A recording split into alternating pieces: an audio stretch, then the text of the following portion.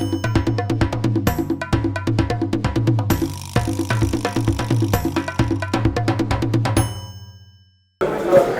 don't know what the laughter be for first, but we'll find out. Okay, so let's talk about Team Ghana. How much trust do you have in the Ghanaian national team, and how far do you think they will go at this tournament?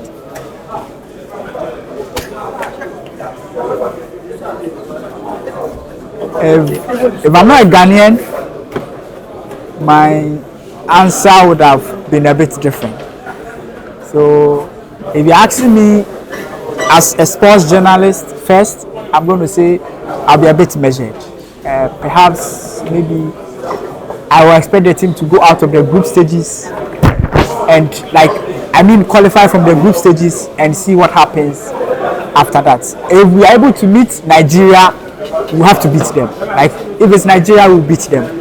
If it's Ivory Coast, and that I'll not be able to tell. But out of the group stages, meet Nigeria and beat them. That one is a must. If it's against Ivory Coast, they can beat us. Like that's it. But from a Ghanaian point of view, that's where I will do the mathematics and say that there's been countless times where Ghana has gone into competitions that we are not favorites. The 2010 AFCON, for instance, it was basically a team that were not certain on what they were going to do because it was purely young players from the U20 World Cup.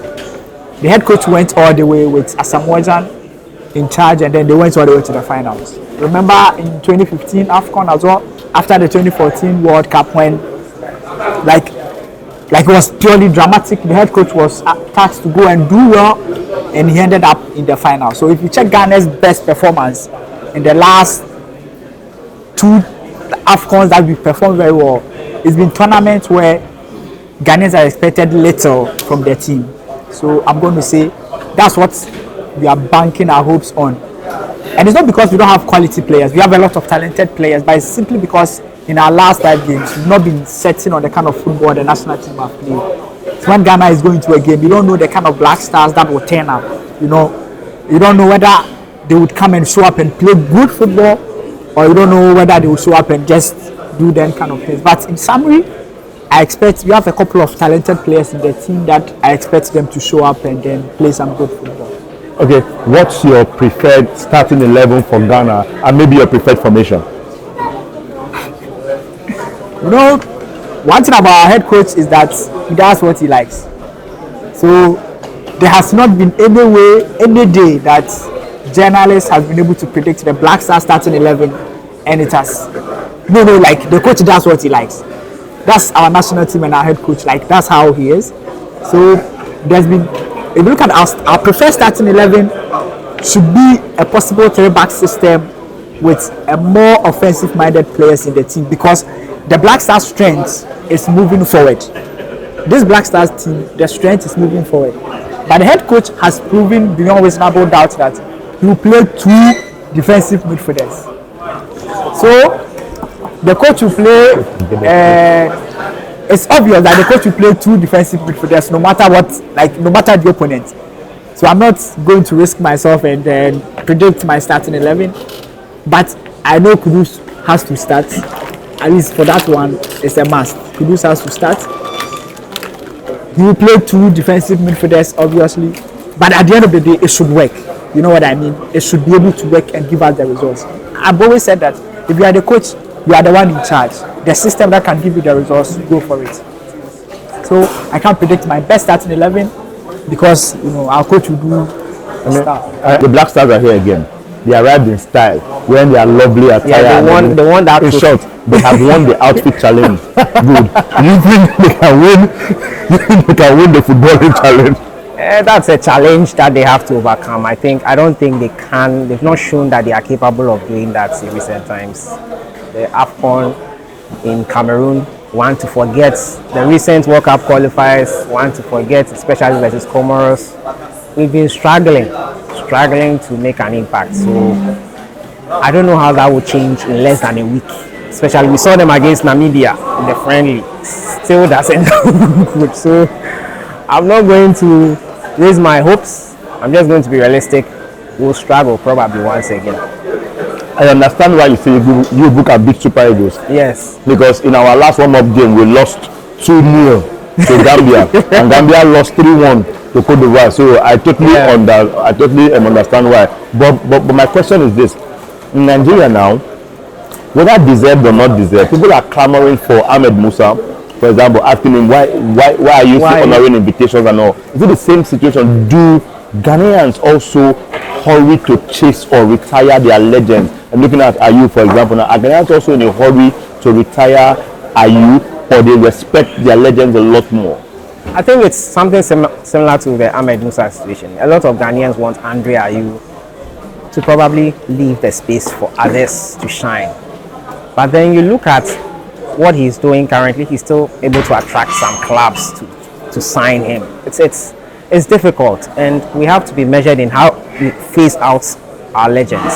Look at what we did to Asamoah Gyan, a player who has scored so many goals for Ghana. I don't think his last AFCON was memorable. It was in 2019, and the way he was phased out was not the best. I think we have to be measured in how we do things like that, because they have served the country, and they cannot just be thrown away like that. Throwing out the baby with the bathwater is not sensible. So yes, it's something that we have to all look at. It's something that's happening. Andre Ayew, not a lot of people think he should be in the team. Not a lot of people think he should be the captain. But I'm happy the way the coach has done things. Even though he's not starting him, he still maintains him as the captain. And it was one mistake we did in 2019 with Asamoah Gyan. So I think Coach Chris Hughton on that, I'll give him a thumbs up. So yeah. Okay, make a bold prediction.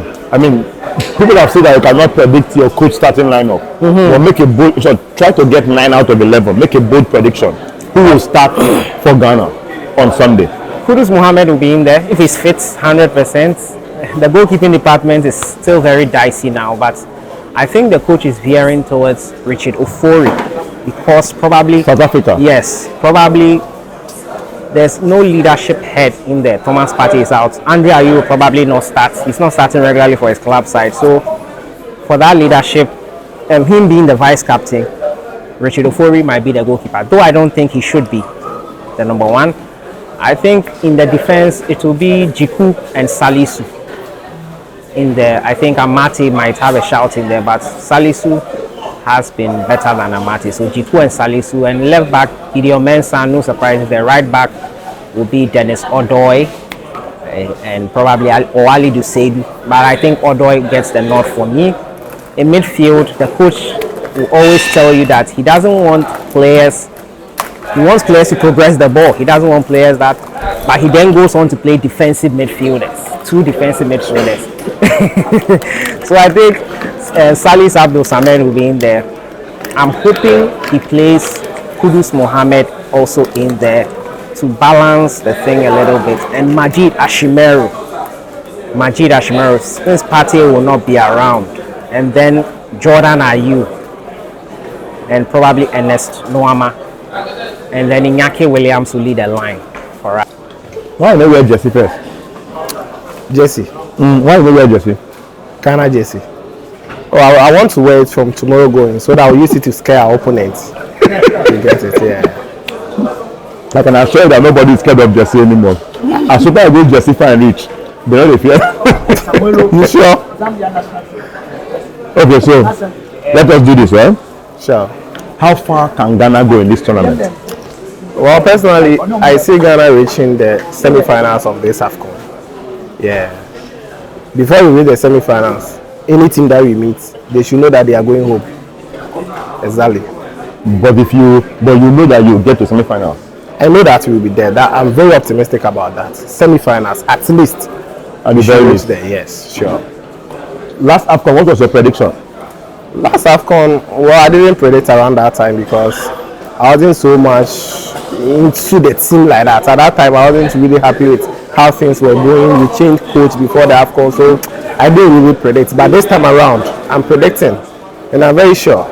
Okay. Because some of the teams that I've seen them on the way, who can actually counter cross us, we will definitely take them out.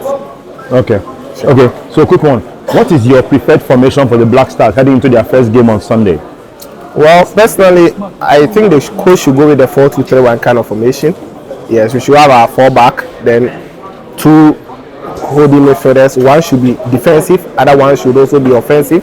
Then we get our three, then the last man leading the lines for Ghana. So I think 4-2-3-1 will be cool for Ghana, and against Cape Verde, we'll get a 3 points. Ghana shouldn't panic about that. We'll get it.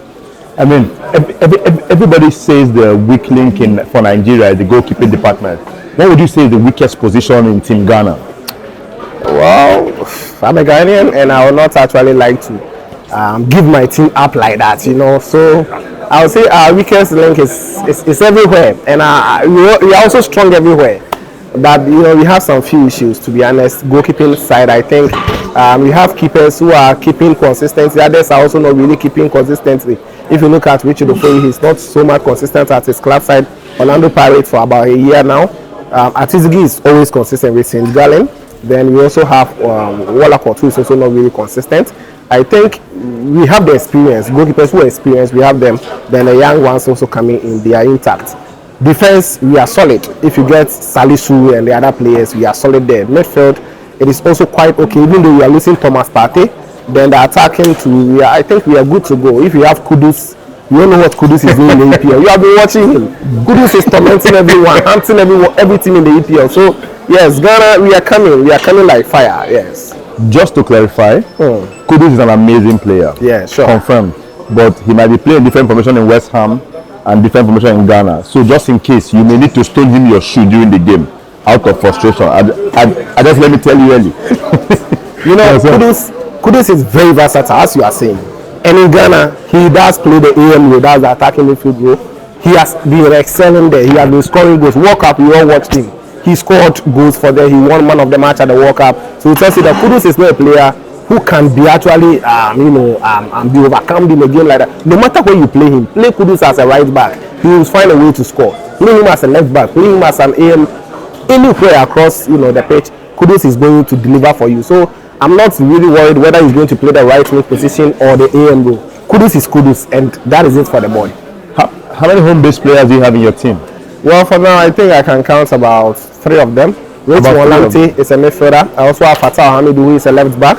Then Jonathan Sowa. So for now, we have 3 that we are coming to this AFCON. And how competitive is the Ghana Premier League compared? I mean, how can the stars from Ghana home base compete for every position in the Ghanaian national team with foreign-based players? Well, it's not easy, as you know, because every season the best players who are churning out will end up flying out, or they will actually go out to play in those countries. So definitely when they come back, it's going to be somehow difficult for them. Just this season, we've had about 2 players. Let me say all the 3. They just shot up this particular season to join the Black Stars team. So they've not really been with the national team consistently. So in terms of the starting place and those things, it's going to be very difficult. But we have players who have been coming into games to impact the game. Jonathan Sowa, the striker for Media Mercy, like this Ghana versus Liberia, he came on in the second half. He did less than 10 minutes, but he assisted. He was super in the game. Second half against Namibia in the friendly game, he came on. We all saw what he did in the game.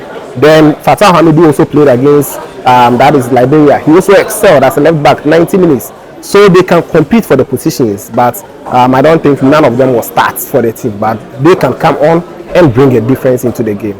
Last question: how is the team and the media relationship? Does the media get access enough, or from your own estimation, does the media get enough access to maybe build content for their stations around the team to correctly inform the Ghanaian people on team preparation? And do you think the media gets enough share of access? For me, I think for the past 1 to 2 years, the media has really suffered in Ghana in terms of having information from the national team, getting access to the players, getting access to the team itself.